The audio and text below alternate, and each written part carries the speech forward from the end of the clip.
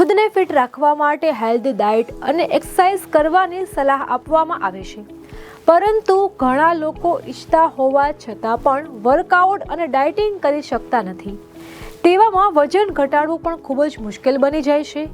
તો તમે પણ તેવા લોકોમાં સામેલ છો. તમારું વજન વધે છે અને એક્સરસાઇઝ વગર જ ડાયટિંગ વગર જ ફિટ રહેવા ઈચ્છો છો, તો તમે દરરોજ આ નાના નાના કામ કરો, જેનાથી તમારી ફિટનેસ વધી જશે. તમે સવારે અને સાંજના સમયે 30 મિનિટ સુધી વોક કરવાની આદત પાડો.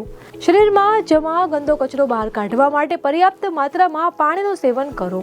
વેટ લોસ માટે તમે તમારા ડાયટનું ધ્યાન રાખો. ખાસ કરીને રાત્રે વહેલા જમવાની ટેવ પાડો. વજન ઘટાડવા માટે સૌથી જરૂરી એ છે કે બહારનું ભોજન અને ફાસ્ટ ફૂડ બંધ કરી દો. તો તમે આ ટિપ્સ ફોલો કરો, તમારું વજન કંટ્રોલ કરી શકો છો.